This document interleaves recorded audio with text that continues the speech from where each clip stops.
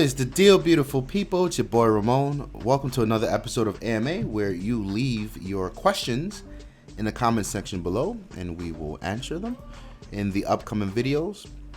This question comes from DeeKei, and he wants to know, or she wants to know,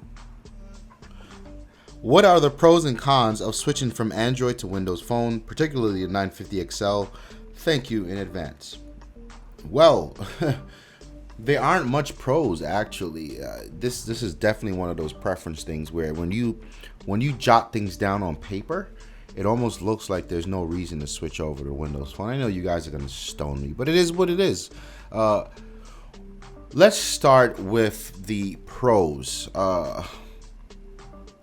Depending on what Android phone you're switching over from, last generation a trend in Android was to go with design first, which meant no removable battery, no expandable memory. Chances are whatever you're switching from Android does not have these two features, which used to be a staple in that ecosystem. The 950 XL will give you expandable storage and a removable battery, and then on top of that, it'll just give you better battery in general.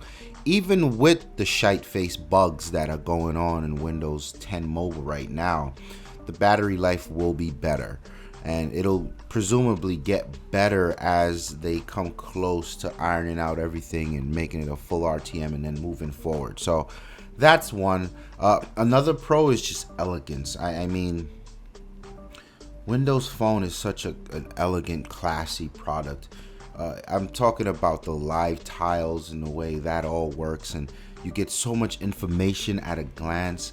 You don't need to launch an app to get a sense of what's going on, who mentioned you, who called, who text you missed.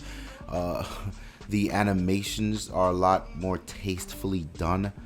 I think the closest thing I've seen to Windows Phone animations that I really like were from HTC, followed closely by Google themselves. But overall, I think the look and feel of Windows Phone is so much better, so much more easy on the eyes. You get a better camera, of course, and I think you get better image processing of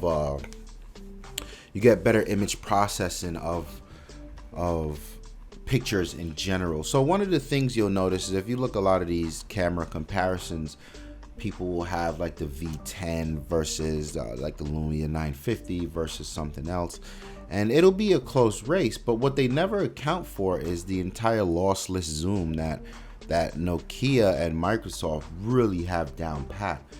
Sure, you're showing me 100% image, but when I can crop in and then make that image super sharp, and then I can compose 2 and 3 different images from one image, that's a big deal. And it's tools like that to me, in my opinion, makes Windows Phone still king of the mobile photography world, minus a lot of the apps like Snapseed, so on and so forth. So if you are already into the Windows ecosystem at home, this is another pro. Microsoft has delivered what is beginning to be a very beautiful synergy between their devices, between the Xbox and your Windows Phone and your Windows PC and tablet. They're starting to do a lot of the same things, and they're starting to give you a lot of the important information on all your devices when you need it. And Apple's been doing that with I forgot what the feature is that you can text and take phone calls on your Mac. A lot of that stuff is beginning to show up here.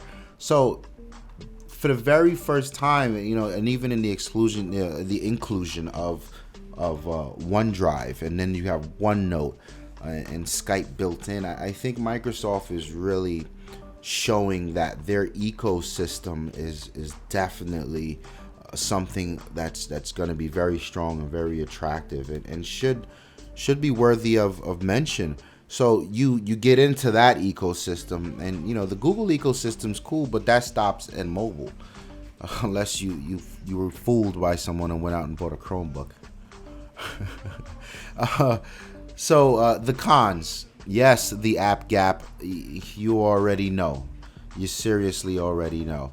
Actually, one more pro for Windows Phone is you won't experience any of the shite face instability and random ass bugs in Android. I can't. That's the most hated thing about Android for me. It's the fact that there's so many silly ass bugs. Apps crash. Like it's 2015. Every time I come back to Android, it's the same thing. Apps crash. Facebook's crashing. This is crashing. Like what the fuck? And why is Facebook getting an update every 2 days? What are they updating? Oh my god. So yeah, going back to the cons of switching to Windows Phone, you will be at a huge disadvantage to apps. There's no getting around that. If you're in it for apps, look the other direction.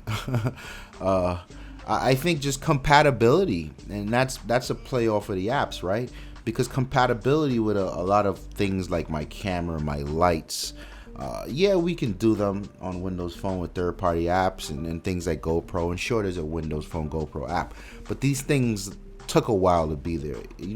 If the newest best thing comes out today, a BB-8, a remote control BB-8 from your phone.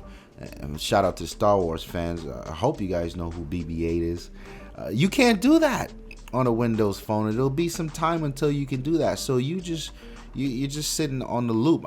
Again, unless you're not the type of person where any of that stuff matters to you, then it won't be a con. But I think it is. I think it's something worth mentioning. But other than that, I really can't see there being any cons. It really does. The design, of course, is a personal taste thing. That would be it, man. I really, I'm a fanboy. What do you want me to tell you? But I got to be real about the apps and the compatibility with a lot of other technology. Netgear, that's a good one. I went and bought this $300 router, came home, and there was an app that lets me reboot it straight from my phone. That's kind of handy. I don't need to launch the browser and type in the IP address and hope to God it displays, right? I do on my Windows Phone, though. So yeah, thank you for your question. Hope I was able to answer that for you. My name is Ramon. I am out of here. Peace.